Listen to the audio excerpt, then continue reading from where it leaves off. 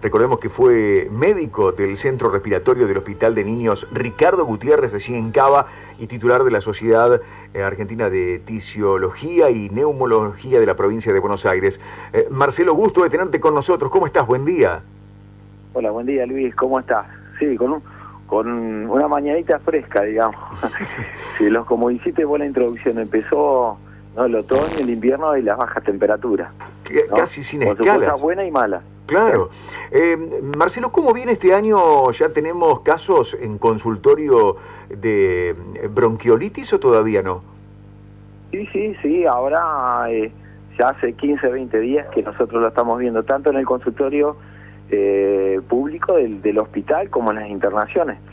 Estamos en época donde vamos a ver mayor número de enfermedades respiratorias, tanto en pediatría como en adultos, ¿no? Uno lo puede ver en la calle, lo palpa en un amigo, en un conocido, en una mamá que tiene un hijo, ¿no?, chiquitito, y especialmente los lactantes, los menores de 1 año, es a donde uno tiene, digamos, el foco donde apunta, ¿no? Y los extremos de la vida, ¿no? Y las personas mayores, ¿no? ¿Cómo podemos hacer para prevenir la bronquitis o la bronquiolitis? ¿Qué hacemos mal?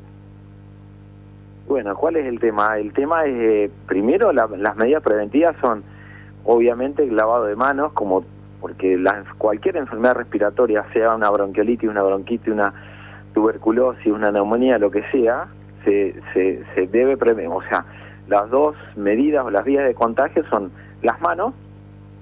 ¿Por qué? Porque si yo toso, elimino microgotas y yo lo aspiro, o sea, la vía respiratoria y el contacto de la mano con las secreciones, ¿no?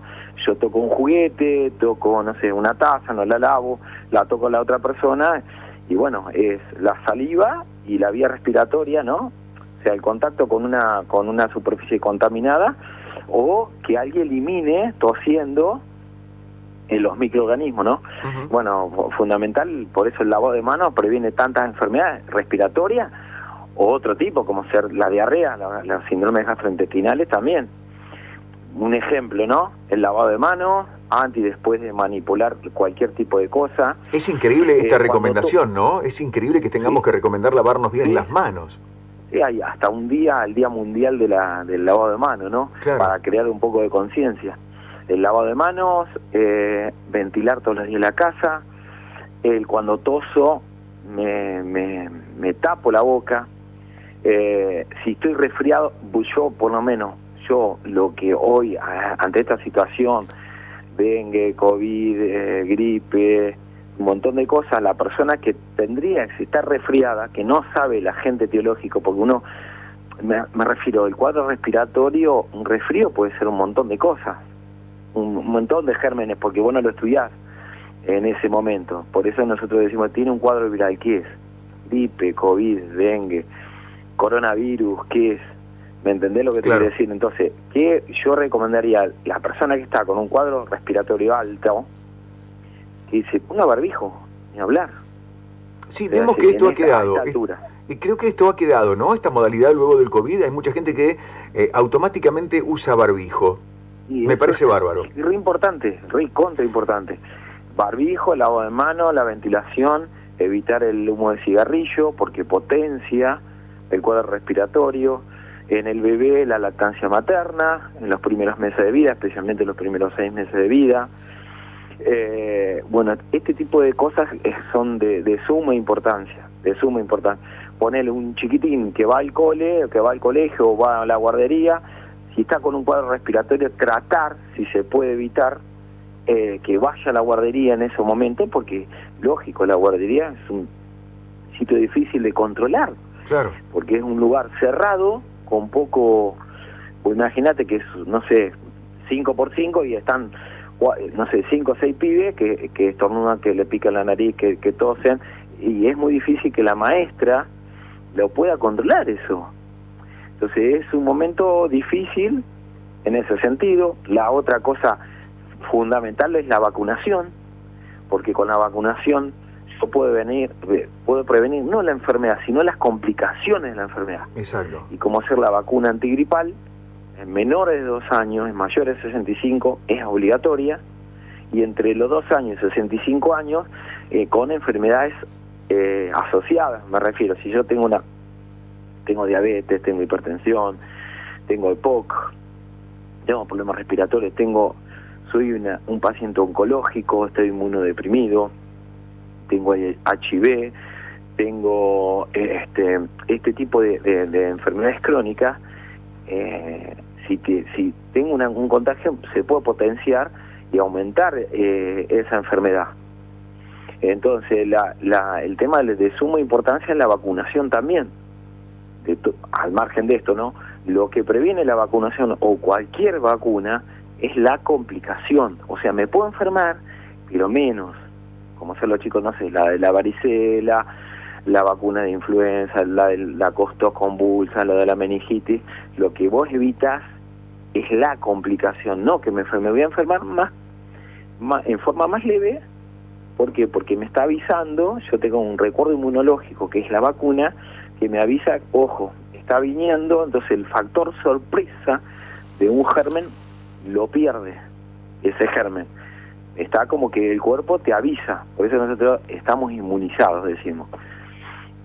Doc, y lo importante de esto es también que tomen conciencia muchas veces los papás por distintas cuestiones, ¿no? Laborales o porque no tienen con quién dejar a sus chicos, pero si los notan resfriados, con un poquito de tos, que no los manden directamente a la guardería o al jardín. Eso sería ideal. Lo que pasa es que el momento que vivimos, que el papá y mamá tienen que salir a trabajar, y muchas veces no están el abuelo, no lo saben dejar, no lo pueden dejar, es muy difícil en esa situación. O muchas veces pasa que el peor, digamos, él tiene un periodo de incubación de 48 horas, porque las primeras 48 horas por ahí tiene agüita, no tose, apenita, y eso es muy difícil de darse cuenta, porque muchas veces quedan las primeras 24 y chau, ¿y qué hago con ese nene? Por ahí el que no tiene que ir es el que tiene fiebre, que tiene más de 48 horas que está resfriado, con mucha tos y con fiebre. En ese pibe hay que dejarlo en casa, que normalmente la gente lo tiene en cuenta. Cuando empieza la fiebre, uno toma un poco más de conciencia de lo que está pasando, ¿no? Seguro, seguro. Doc, una pregunta más que tiene que ver con los avances en la medicina. Obviamente uno se pregunta si hemos tenido también nuevas farmacoterapias, existen para una patología de la que siempre hemos hablado, que es el asma bronquial. ¿O seguimos con los tratamientos que hemos comentado? Mirá, en algún momento? Justo que me olvidé, ¿no? Con respecto a la bronquiolitis, que no es asma, pero te voy a aclarar algo que es de suma importancia para los próximos años, y yo creo que va a tener un impacto tremendo. Hay una vacuna que se está aplicando ahora a las embarazadas, que son anticuerpos, le genera anticuerpos a la mamá contra el virus incisional respiratorio. El virus incisional respiratorio es el 70-80% de las bronquiolitis, o sea, el primer episodio respiratorio bajo que nosotros tenemos, que son los chiquititos de 6, 7, 8, 10 meses de vida, que son las más peligrosos.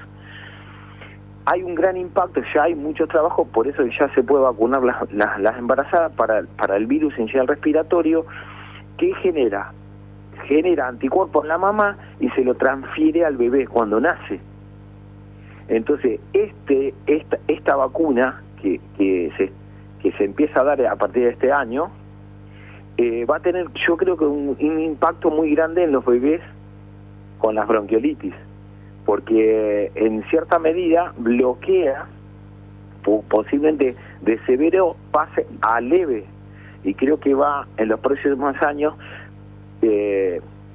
van a disminuir las internaciones de los cuadros respiratorios por este germen, que es el número 1 en la bronquiolitis. Claro. O sea, eso hay un avance con respecto a este dato que es de suma importancia. Hay muchos avances en esto y se están haciendo un montón de cosas. Y con respecto a lo que vos me decís, el asma por definición, porque uno dice, tiene asma mi hijo. Primero tiene que tener, el asma es una enfermedad hereditaria. La tiene que tener mi mamá o mi papá. O sea, asma es persona mayor de 20 años que tiene broncoespasmo, y después de los 20 años se le cierra el pecho, digamos, como para que me entiendas, y que su mamá o su papá normalmente tienen asma. Claro. Los menores de chicos cuando no tienen asma, que de hecho no ha pasado con tus hijos, con tus hijas, Sí, ¿te sí, acordás? sí, sí. Que lo único que hay en la familia rinitis, a medida que van creciendo se van curando. Y ese asma, entre comillas, que uno le llamaba antiguamente asma, es una maduración del pulmón, que madura el pulmón y se curan. Dentro Claro. de los tratamientos del asma o de estos chicos que no son asmáticos o que durante un par de años se comportan como si fueran asmáticos, nosotros le llamamos hiperreactividad bronquial transitoria, o sea, tiene mayor posibilidad de tener broncoespasmo en los primeros años, pero su pulmón madura con los años. Pero ¿qué hacemos en esos años? Hay tratamientos, que es lo que vos planteás. Sí, a medida que se va avanzando, hay cada vez mejores tratamientos que vos le hacías durante mañana y noche, ahora se hacen una vez al día. O sea, hay muchos avances en ese sentido. Bárbaro. Doc, la última, para no robarle demasiado tiempo. Los bebés que nacen prematuros, ¿tienen un factor predisponente, digamos, para padecer patología bronquial? Sí, en realidad, te digo más, determinados chicos, los prematuros extremos, los menores de 2 kilos, los nenes que nacen antes de tiempo, tienen un anticuerpo este anticuerpo que se va a dar de diferente manera a la mamá. Hay un anticuerpo que se le puede dar en los prematuros extremos, que esos previenen bastante las bronquiolitis.